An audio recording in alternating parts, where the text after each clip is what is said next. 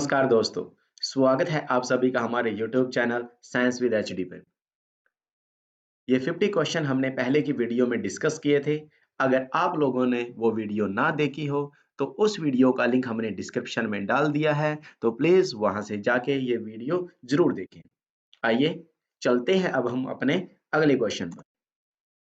निम्न में से किस लेंस की मदद से निकट दृष्टि तथा दूरदृष्टि दोनों दोषों को एक साथ संशोधित किया जा सकता है? देखिए, अगर निकट दृष्टि दोष है तो उसको अवतल लेंस से दूर किया जा सकता है। अगर दूरदृष्टि दोष है तो उसको उत्तल लेंस से दूर किया जा सकता है।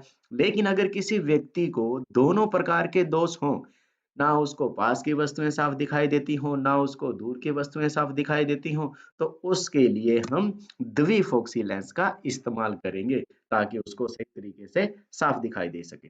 नेक्स्ट क्वेश्चन है, निकट दृष्टि दोष में दिखाई नहीं देती। तो निकट दृष्टि दोष में दिखाई देती हैं निकट की वस्तुएं और दूर की वस्तुएं दिखाई नहीं देती। नेक्स्ट क्वेश्चन, मानव नेत्र में कौन सा लेंस उपस्थित होता है? देखिए, बहुत सारे स्टूडेंट इसमें कंफ्यूज होते हैं कि मानव नेत्र तो दूर की वस्तुएं भी साफ देख लेता है, पास की वस्तुएं भी साफ देख लेता है, तो उसमें दोनों प्रकार का लेंस होगा, जबकि ऐसा गलत है। मानव नेत्र में सिर्फ उत्तल लेंस होता है। नेक्स्ट क्वेश्चन पे चलते हैं, आंख का कौन सा भाग पुतली के आकार को नियंत्रित करता है? कॉर्निया यानी स्वच्छ मंडल, वो तो प्रकाश को आंख के अंदर प्रवेश करने देता है। पुतली पुतली नियंत्रित करती है प्रकाश की मात्रा को, कि प्रकाश की मात्रा कितनी आंख के अंदर जानी चाहिए। और रेटिना यानी दृष्टि पटल, इस पे तो उस वस्तु का प्रतिबिंब बनता है, तो इसका सही आंसर हुआ परितारिका। परितारिका पुतली के आकार को नियंत्रित करती है।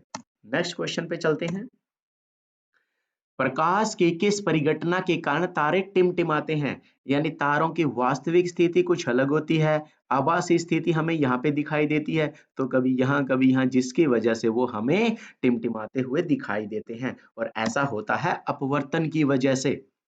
तो वायुमंडलीय अपवर्तन के कारण तारे टिमटिमाते दिखाई देते हैं। नेक्स्ट क्वेश्चन पे चलते हैं, इंद्रधनुष का बनना प्रकाश की कौन सी घटना है? तो जब भी इंद्रधनुष बनता है उसमें विक्षेपण भी होता है, कुल आंतरिक परावर्तन भी और अपवर्तन भी, इन सभी प्रक्रियाओं से मिलकर ही इंद्रधनुष बनता है। नेक्स्ट क्वेश्चन है, निम्नलिखित में से कौन सा पद विद्युत परिपथ में विद्युत शक्ति को निरूपित नहीं करता? चार फार्मूले में से ऐसा फार्मूला ढूंढना है जो विद्युत शक्ति का फार्मूला नहीं है। पहला सूत्र है P बराबर वी आई, तो ये बिल्कुल सही फिट बैठता है, शक्ति का सूत्र हमने पढ़ा हुआ है। एक दूसरा नियम हमने पढ़ा हुआ है, V बराबर आर आई, ओम का नियम। तो इस सूत्र को यानी ओम के नियम को, या फिर ये कह सकते हैं कि V का मान इस P बराबर वी आई में रख देते हैं। तो क्या सूत्र बनेगा? P बराबर V का मान हम रखेंगे आर आई, और आई यहाँ पे पहले से ही है, तो ये बनेगा आई स्क्वेयर आर, और ये स्क्वेयर ही है, तो ये सूत्र भी है, इसका मतलब शक्ति का सूत्र है ये। अब जो ओम का नियम है, यहीं से हम आई का मान निकाल देते हैं, तो आई का मान आएगा V बटे आर। तो इसमें P बराबर वी आई का मान रख देते हैं V बटा आर, तो एक नया सूत्र बनता है V स्क्वेयर बटा आर। तो ये हो गया। अब सिर्फ ये सूत्र बचा जो शक्ति के विद्युत शक्ति को निरूपित नहीं करता। चलते हैं नेक्स्ट क्वेश्चन की तरफ। 1 किलोवाट घंटा के समान है, तो इनमें से देखते हैं कौन सा आंसर होगा। सबसे पहले 1 किलोवाट, ये जो 1 किलोवाट है, उस 1 किलोवाट को हम 1000 वाट लिख सकते हैं। और घंटे को क्या लिख सकते हो? 60 मिनट। और मिनट को अगर सेकंड में बनाना है तो हम ऐसे लिख देंगे। अब हमारे पास वाट सेकंड, वाट सेकंड को हम जूल लिख सकते हैं। ठीक है, अब इनको सोल्व कर दीजिए, तो इनको आपस में जब मल्टीप्लाई करवाओगे तो आ जाएगा हमारे पास 1 2 3 4 5, ये हो गया। ये 1 किलोवाट घंटे के बराबर आ गया। तो इसको हम थोड़ा सा और छोटा कर लेते हैं, तो 10 की शक्ति 5 जूल ये आ गया। ये है ऑप्शन में? नहीं, इसमें तो 3 पॉइंट है, 3.6 दिया हुआ है, तो हम इसको पॉइंटों में अगर करेंगे 3.6, अगर हम पीछे से जैसे एक पॉइंट के बाद है तो ऊपर जो शक्ति है वो एक बढ़ जाती है, तो ये आ गया।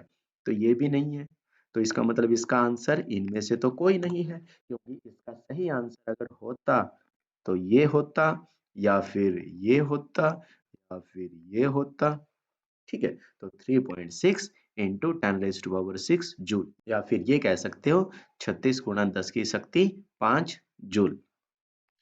चलते हैं नेक्स्ट क्वेश्चन की तरफ। निम्न में से कौन विद्युत शक्ति को नहीं दर्शाता? थोड़ी देर पहले ही तो किया था हमने अभी। देखिए ये भी फार्मूला आया था, ये भी आया था, आई स्क्वेयर आर भी आया था, आई स्क्वेयर बटा आर ये नहीं आया। नेक्स्ट क्वेश्चन, किसी विद्युत परिपथ में वोल्ट मीटर को सदैव जोड़ा जाता है। देखिए आप लोगों ने ध्यान दिया होगा, ये हम विद्युत परिपथ बना लेते हैं, ये प्रतिरोध है। अगर कोई परिपथ ऐसे है, ये बैटरी के साथ जोड़ देंगे हम, तो अगर वोल्ट मीटर जुड़ा है ना, तो वो इस प्रकार से जुड़ा मिलेगा। तो देखिए ये क्रम कौन सा हुआ? समांतर है, यानी पार्श्व क्रम है। तो वोल्ट मीटर हमेशा पार्श्व क्रम में जुड़ा होता है। और अगर एम मीटर की बात करें, वो श्रेणी क्रम में जुड़ा होगा। वो यहीं पे जुड़ा होगा, कहीं ना कहीं यहाँ पे हो सकता है, यहीं पे हो सकता है, यानी श्रेणी क्रम में जुड़ा होगा। वोल्ट मीटर पार्श्व क्रम में, एम मीटर श्रेणी क्रम में, ध्यान रखना। किसी धातु के एक समान चालक का प्रतिरोध निर्भर करता है। तो आप लोग ये क्वेश्चन जरूर याद रख लेना, एमसीक्यू में भी आते हैं और 2 या 3 नंबर में भी ये क्वेश्चन आता है। एक तो चालक की लंबाई पे भी निर्भर करता है चालक का प्रतिरोध, और चालक के अनुप्रस्थ काट क्षेत्रफल पर भी निर्भर करता है, और साथ में किस पदार्थ का बना हुआ है उसकी प्रकृति पर भी निर्भर करता है। चलते हैं नेक्स्ट क्वेश्चन की तरफ। विद्युत धारा का एसआई मात्रक इनमें से कौन सा है?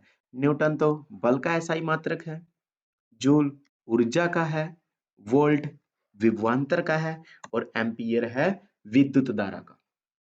नेक्स्ट क्वेश्चन, यदि कॉपर के तार की लंबाई को यथावत रखते हुए, यथावत मतलब जितनी है उतनी ही, कोई छेड़खानी नहीं की, ना कम की ना ज्यादा की, लंबाई उतनी ही है, रखते हुए उसके अनुप्रस्थ काट क्षेत्रफल को 2 गुना कर दिया जाए, क्षेत्रफल को दुगुना कर दिया, लंबाई उतनी ही है, तो तार की प्रतिरोधकता क्या होगी? देखिए कारकों के ऊपर प्रतिरोध निर्भर करता है, लेकिन लंबाई व क्षेत्रफल पे प्रतिरोधकता निर्भर नहीं करती। इसका मतलब है उसकी प्रतिरोधकता उतनी ही रहेगी। अगर प्रतिरोध पूछा होता तो कोई ना कोई प्रभाव जरूर पड़ता, लेकिन प्रतिरोधकता के ऊपर लंबाई का, उसके अनुप्रस्थ काट क्षेत्रफल का कोई भी प्रभाव नहीं होगा। प्रतिरोधकता ज्यों की त्यों रहेगी। चलते हैं नेक्स्ट क्वेश्चन की तरफ। किसी विद्युत परिपथ में पार्श्व क्रम में जुड़े दो असमान प्रतिरोधकों में विद्युत धारा का मान समान होगा? बिल्कुल भी नहीं, क्योंकि असमान प्रतिरोधक है तो विद्युत धारा भी असमान होगी। बड़े प्रतिरोध में विद्युत धारा का मान अधिक होगा, हो ही नहीं सकता। जितना ज्यादा प्रतिरोध होगा तो विद्युत धारा का मान उसमें उतना ही कम होगा। वोल्टता में कमी एक समान होगी, बिल्कुल। अगर परिपथ के अंदर पार्श्व क्रम जुड़े होंगे और असमान प्रतिरोधकों में होंगे तो वोल्ट तो एक समान ही होगी। नेक्स्ट क्वेश्चन, प्रतिरोध का एसआई मात्रक क्या है? एम्पियर हमने बात की थी, विद्युत धारा का एसआई मात्रक है, वोल्ट विभवांतर का है, जूल ऊर्जा का है, तो प्रतिरोध का एसआई मात्रक ओम।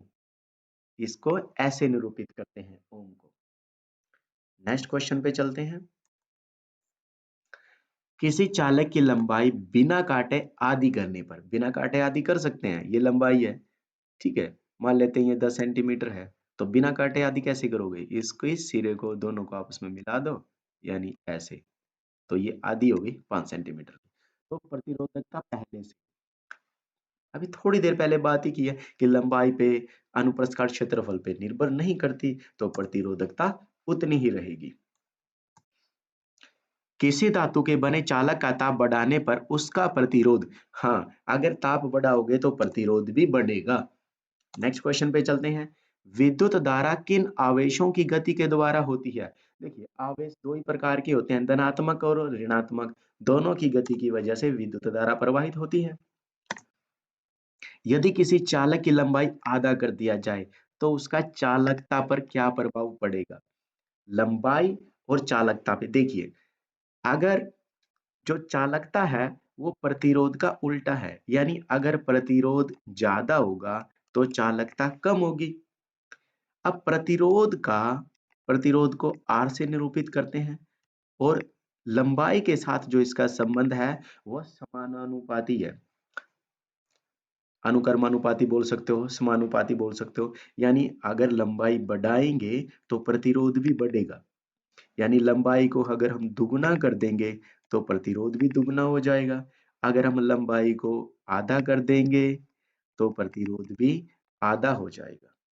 तो जैसे लंबाई को आधा कर दिया तो प्रतिरोध क्या हो गया? आधा हो गया। अब सेम अगर हम प्रतिरोध और चालकता की बात करें, चालकता मतलब कंडक्टिविटी, करंट कितना चलेगा उसमें, ये कह सकते हैं।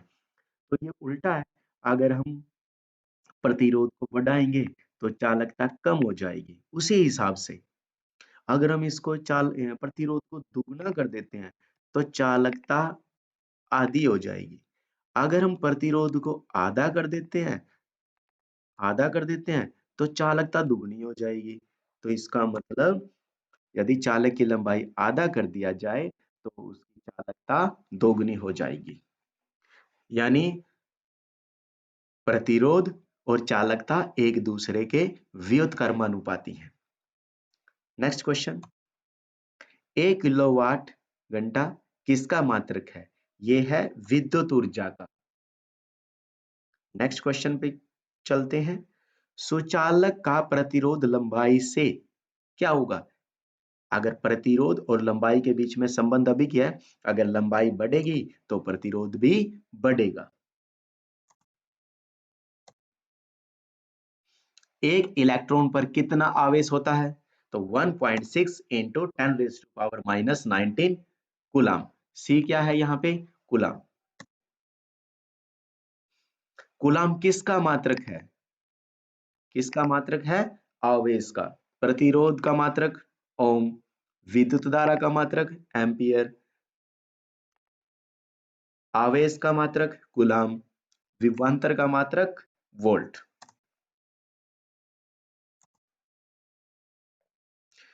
प्रतिरोधकता का एसआई मात्रक क्या है?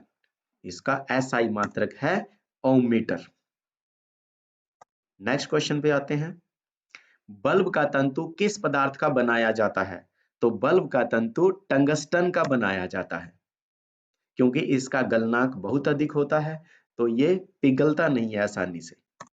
नेक्स्ट क्वेश्चन, विद्युत आवेश के प्रवाह की दर को विद्युत धारा कहते हैं। प्रतिरोधकों के पार्श्व क्रम संयोजन का कुल मान न्यूनतम प्रतिरोधक के मान से क्या होता है? इसको एक एग्जाम्पल के द्वारा समझते हैं। पार्श्व क्रम में ये एक प्रतिरोधक है, ये दूसरा प्रतिरोधक है, हमने इनको पार्श्व क्रम में जोड़ दिया। मान लेते हैं ये 2 ओम का प्रतिरोध है और ये 4 ओम का प्रतिरोध है। तो अगर कुल प्रतिरोध निकालें तो फार्मूला क्या होगा? 1/Rp बराबर 1/2 प्लस 1/4। तो ऐसे करके यहाँ पे हम जो भी इसका आंसर आएगा तो वो न्यूनतम प्रतिरोधक, न्यूनतम कौन सा है इसका? 2, तो इससे कम होगा या ज्यादा होगा? अगर आप इसको सोल्व करोगे तो वो 2 से भी कम होगा। यानी कभी भी प्रतिरोध को पार्श्व क्रम में जोड़ोगे तो कुल प्रतिरोध बिल्कुल कम आएगा, अगर श्रेणी क्रम में जोड़ोगे तो कुल प्रतिरोध बहुत अधिक आएगा। बात करते हैं नेक्स्ट क्वेश्चन की। लाला रस में कौन सा एंजाइम पाया जाता है? लाला रस में अमाइलेज एंजाइम पाया जाता है जो शर्करा को खंडित करता है, शर्करा का पाचन करता है, कार्बोहाइड्रेट्स का पाचन करता है। पादप में फ्लोएम उत्तरदायी है। फ्लोएम फूड, फूड मतलब भोजन, भोजन का वहन पादप में फ्लोएम के द्वारा होता है। नेक्स्ट क्वेश्चन है, वृक्क एक तंत्र का भाग है। कौन से तंत्र का भाग है? वृक्क, किडनी। किडनी खून को, रक्त को साफ करने का काम करती है, तो ये कौन से तंत्र का भाग है? उत्सर्जन। वृक्क मतलब किडनी मतलब गुर्दे। पादप में जाइलम उत्तरदायी है। देखिए फ्लोएम तो उत्तरदायी है भोजन के वहन के लिए, और जाइलम जाइलम जल यानी जल के वहन के लिए उत्तरदायी है। नेक्स्ट क्वेश्चन, स्वपोषी पोषण के लिए आवश्यक है। स्वपोषी पोषण पौधों में होता है, यानी प्रकाश संश्लेषण, तो कार्बन डाइऑक्साइड भी चाहिए, पानी भी चाहिए, क्लोरोफिल की सहायता से होता है, सूर्य का प्रकाश भी चाहिए, यानी तीनों की आवश्यकता है। तो इसका आंसर क्या है? उपरोक्त सभी। नेक्स्ट क्वेश्चन, प्रकाश संश्लेषण के लिए कच्ची सामग्री कौन सी है? कच्चे सामग्री का मतलब है प्रकाश संश्लेषण के लिए किन किन सामान की जरूरत है। तो कार्बन डाइऑक्साइड की भी जरूरत है, ऑक्सीजन तो बनता ही है, तो कार्बन डाइऑक्साइड की और पानी की दोनों की जरूरत है, तो सी है इसका ऑप्शन। निम्नलिखित में से कौन सी प्रक्रिया पादपों में जल तथा खनिज लवणों की ऊपरीमुखी गति में सहायक होती है? जड़ों के द्वारा पानी पेड़ पौधों में ऊपर की तरफ गति करते हैं, क्योंकि पौधे के हर एक भाग को पानी चाहिए, और वो किसकी वजह से पानी ऊपर जाता है? वाष्पोत्सर्जन की वजह से। वाष्पोत्सर्जन का मतलब है कि पत्तों के द्वारा जो पानी पौधे से बाहर निकल जाता है, तो उसकी वजह से जड़ों में एक संसूचन पैदा होता है, जिसकी वजह से पानी ऊपर की तरफ आ जाता है, या पौधों में, पौधे की जड़ों में पानी आ जाता है। नेक्स्ट क्वेश्चन, पाइरूवेट के विखंडन से कार्बन डाइऑक्साइड ऊर्जा तथा जल देता है, यह क्रिया होती है माइटोकॉन्ड्रिया में। अग्नाशयी रस में कौन सा प्रोटीन पाचक एंजाइम होता है? तो प्रोटीन पाचक एंजाइम होता है ट्रिप्सिन। याद रखना, अग्नाशयी रस में ट्रिप्सिन एंजाइम है जो प्रोटीन को पचाता है। अगला क्वेश्चन है, किस पदार्थ का जठर ग्रंथियों द्वारा स्त्रावण नहीं होता?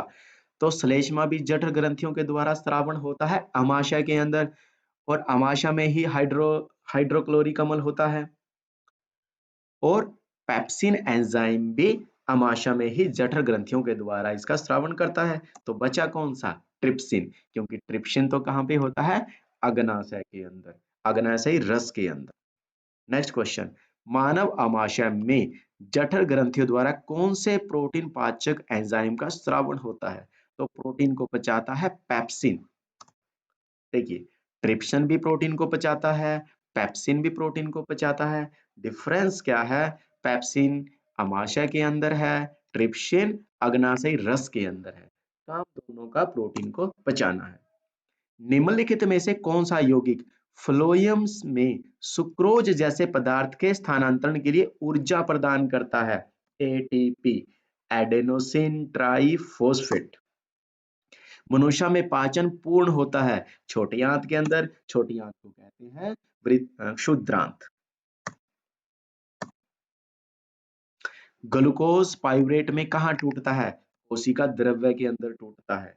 नेक्स्ट क्वेश्चन, ऑक्सीजन का उपयोग करके पाइरूवेट कहाँ टूटता है? पाइरूवेट टूटता है तो तीन कंडीशंस हैं, कौन कौन सी? एक तो ऑक्सीजन का अभाव, दूसरा ऑक्सीजन की उपस्थिति, तीसरा ऑक्सीजन की अनुपस्थिति। तो जब ऑक्सीजन की उपस्थिति है तो वो माइटोकॉन्ड्रिया के अंदर टूटता है। नेक्स्ट क्वेश्चन, निम्न में से कौन सा एंजाइम अम्लीय माध्यम में कार्य करता है? तो वो है पेप्सिन,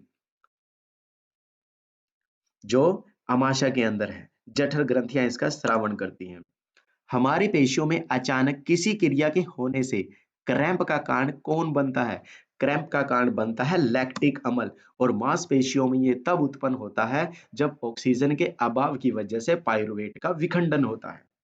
नेक्स्ट क्वेश्चन, प्रकाश संश्लेषण क्रिया में निम्न में से कौन सी परिघटना पहले होती है?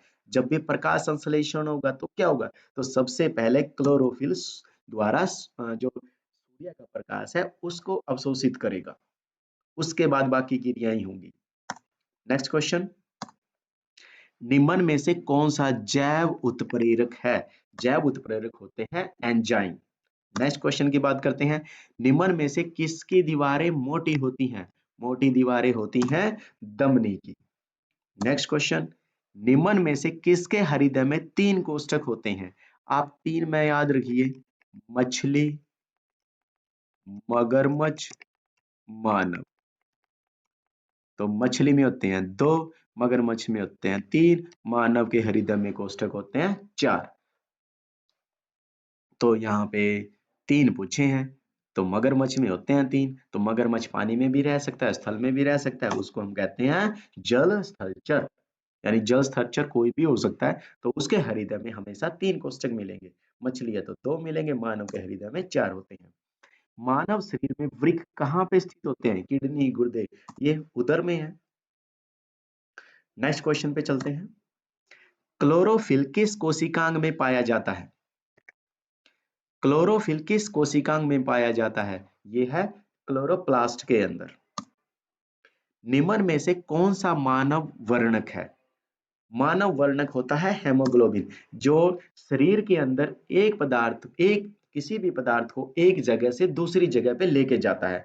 हेमोग्लोबिन ऑक्सीजन को लेके जाता है, कार्बन डाइऑक्साइड को लेके जाता है, हार्मोन को लेके जाता है, एंजाइम को लेके जाता है। पैरामीशियम के चलने का अंग कौन सा है? पक्षमाभ यानी सीलिया, इससे ही चलता है। नेक्स्ट क्वेश्चन, प्रोटीन बनाने में निम्न में से कौन सा तत्व आवश्यक है? प्रोटीन बनता है अमीनो अम्ल से। अमीनो का फार्मूला NH2 यानी नाइट्रोजन है। ठीक है, प्रोटीन बना होता है अमीनो एसिड से, अमीनो अम्ल से, और अमीनो के अंदर नाइट्रोजन होता है, इसलिए नाइट्रोजन तत्व आवश्यक है प्रोटीन बनाने के लिए। नेक्स्ट क्वेश्चन की बात कर दें। हेमोग्लोबिन का कार्य अभी आपको बताया था, शरीर में ऑक्सीजन का वहन भी करता है, कार्बन डाइऑक्साइड का वहन भी करता है, तो इसका आंसर है दोनों। नेक्स्ट क्वेश्चन, डीएनए का पूरा नाम? डी का मतलब है डीऑक्सी राइबो और एन न्यूक्लिक, ए अम्ल, तो डीऑक्सी राइबो न्यूक्लिक अम्ल। अमर बेल में पोषण होता है। अमर बेल किसी दूसरे पेड़ के ऊपर ही पाई जाती है, ना इसकी जड़ें होती, ना इसकी पत्तियां होती, एक लंबी सी तार के जैसी होती है। यानी ये परजीवी है, प्राय जीव से अपना पोषण ग्रहण करती है, प्रकाश संश्लेषण वगैरह इसमें कभी नहीं हो पाएगा। नेक्स्ट, मानव के शरीर की सबसे बड़ी ग्रंथि कौन सी है? यकृत, लीवर सबसे बड़ी ग्रंथि है। स्वपोषी और प्रकाश में निहित ऊर्जा को ग्रहण करके खालिस्तान ऊर्जा में बदल देते हैं। तो स्वयंपोषी सूर्य का प्रकाश को ग्रहण करके कौन सी ऊर्जा में बदल देते हैं? रासायनिक ऊर्जा में बदल देते हैं, केमिकल एनर्जी। नेक्स्ट क्वेश्चन पे चलते हैं। मानव शरीर में विऑक्सीजनित यानी अशुद्ध रक्त सबसे पहले हृदय के किस कोष्ठक में पहुंचता है? तो इससे रिलेटेड आपको ना एक छोटा सा कंसेप्ट क्लियर करवा देता हूं, आगे 2-3 क्वेश्चन आप बिल्कुल आसानी से कर पाओगे। देखिए, एक फ्लो चार्ट सा बना देता हूं। ये हमारा हृदय, और हृदय के 4 भाग होते हैं। कैसे? सबसे पहले आप इसको 2 भागों में बांटिए। ये हो गया दायां और ये हो गया बायां। अब इसको ऐसे 2 में बांटिए, ऊपर वाला हो गया अलिंद और नीचे वाला हो गया निलय। तो अब चीज याद रखिए, फेफड़ों से जब भी रक्त आता है वो शुद्ध रक्त आता है, ऑक्सीजनित आता है, और सबसे पहले वो हमारे बाएं हिस्से में आता है, हृदय के बाएं हिस्से में। और शरीर के अंगों से जब भी रक्त आएगा वो हमेशा दाएं हिस्से में आएगा और अशुद्ध रक्त आएगा, विऑक्सीजनित आएगा। तो हृदय के दाएं हिस्से में हमेशा विऑक्सीजनित रक्त होता है, बाएं हिस्से में हमेशा ऑक्सीजनित शुद्ध रक्त होता है। अब क्वेश्चन क्या है? मानव शरीर में विऑक्सीजनित रुधिर सबसे पहले हृदय के किस कोष्ठक में पहुंचता है? अशुद्ध रक्त हृदय के, तो ये दायां अलिंद में पहुंचता है। जब भी हृदय के पास रक्त आएगा अलिंद में आएगा। अगर अशुद्ध है तो दायां अलिंद में, शुद्ध है तो बायां अलिंद में। फेफड़ों के पास रक्त जाएगा तो दायां निलय से, शरीर के पास रक्त जाएगा बायां निलय से। तो पहला क्वेश्चन जो है ये, मानव शरीर में विऑक्सीजनित रुधिर सबसे पहले हृदय के किस कोष्ठक में पहुंचता है? दायां अलिंद में, क्योंकि अशुद्ध रक्त है, हृदय के पास दायां अलिंद में ही अशुद्ध रक्त सबसे पहले आता है। अगला क्वेश्चन, कौन सा कोष्ठक विऑक्सीजनित रुधिर को फुफ्फुस में पंप करता है? फुफ्फुस में पंप कौन सा करेगा? दायां नीलय। तो इसका सही आंसर होगा दायां नीलय। नेक्स्ट क्वेश्चन, मानव में फुफ्फुस में ऑक्सीजनित रुधिर यानी शुद्ध रक्त फुफ्फुस में पहले हृदय के कौन से कोष्ठक में पहुंचता है? तो ये था बायां अलिंद। अशुद्ध रक्त सबसे पहले दायां अलिंद में आएगा, शुद्ध रक्त सबसे पहले बायां अलिंद में आएगा। नेक्स्ट क्वेश्चन, एटीपी का पूरा नाम? Adenosine triphosphate. नेक्स्ट क्वेश्चन पे चलते हैं, रक्त दाब किस यंत्र से नापा जाता है? स्फाइगैमोमैनोमीटर से। ब्लड प्रेशर यानी? तो दो तंत्रिका कोशिका के मध्य खाली स्थान को कहते हैं सिनेप्स कहते हैं। दो न्यूरॉन है, हिंदी में तंत्रिका कोशिका, उनके बीच का गैप को सिनेप्स कहते हैं।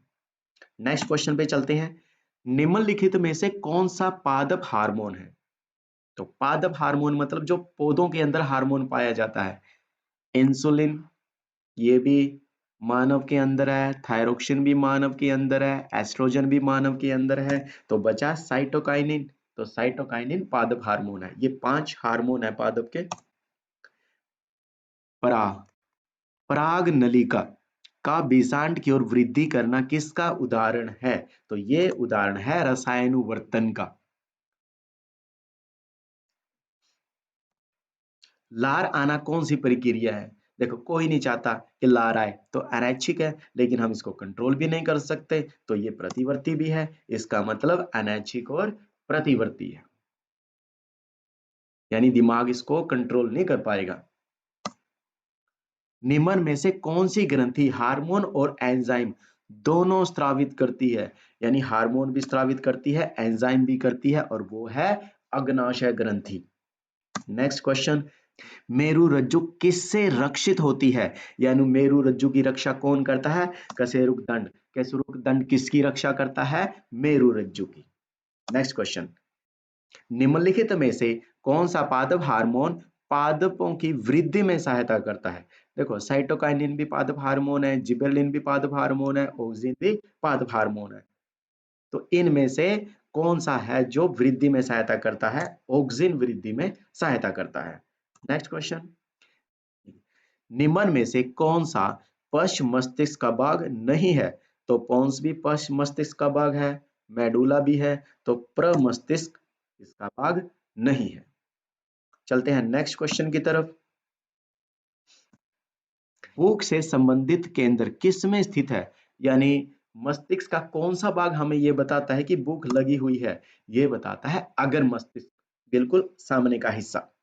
नेक्स्ट क्वेश्चन, निम्नलिखित में से कौन सी अंतःस्रावी ग्रंथि नहीं है? तो थाइमस भी अंतःस्रावी ग्रंथि है, परावर्तु भी अंतःस्रावी ग्रंथि है, और अधिवृक्क भी अंतःस्रावी ग्रंथि है। तो इसका मतलब क्वेश्चन कौन सा हुआ कि इनमें से कोई नहीं, सभी की सभी अंतःस्रावी ग्रंथियां थी। नेक्स्ट क्वेश्चन, निम्नलिखित में से कौन सी अंतःस्रावी ग्रंथि है? तो अभी तो बताया सारी है, थाइमस भी है, परावर्तु भी है, अधिवृक्क भी है, सभी की सभी अंतःस्रावी ग्रंथि है। अंतःस्रावी ग्रंथि का मतलब यहाँ पे ये है कि जो भी ये हार्मोन्स एंजाइम रिलीज करती हैं, उत्पन्न करती हैं, सीधा का सीधा रक्त में स्रावित करती हैं, इसलिए इनको अंतःस्रावित ग्रंथि कहते हैं।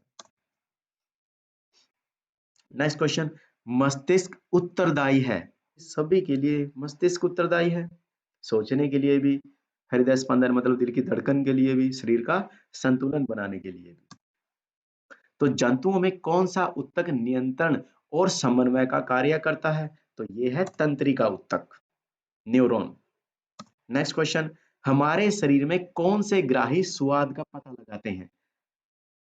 देखिए, ध्वनिग्राही सुनते हैं, कानों के अंदर होती है, दृष्टिग्राही नेत्र के अंदर होती है देखने के लिए, रस संवेदी ग्राही, तो रस का स्वाद हम जीभ पे रख के लेते हैं, तो इसका संबंध जीभ से है, और घ्राणग्राही स्मेल नाक के अंदर होगा, तो इसका आंसर है रस संवेदी ग्राही। नेक्स्ट क्वेश्चन, निम्नलिखित में से कौन सा हार्मोन केवल नर में स्रावित होता है? केवल नर में इंसुलिन, भाई मानव में है, चाहे वो मेल है फीमेल यानी नर हो मादा हो। थायरोक्सिन भी चाहे नर हो या मादा हो। एस्ट्रोजन फीमेल के अंदर होता है सिर्फ, और टेस्टोस्टेरोन मेल के अंदर यानी नर के अंदर। तो सही आंसर है टेस्टोस्टेरोन, ये केवल नर में स्रावित होता है। तो आज के लिए इतना ही, आगे के क्वेश्चन हम नेक्स्ट पार्ट में डिस्कस करेंगे। आपको ये वीडियो अच्छी लगी है तो प्लीज हमारे चैनल को सब्सक्राइब जरूर कीजिए। धन्यवाद।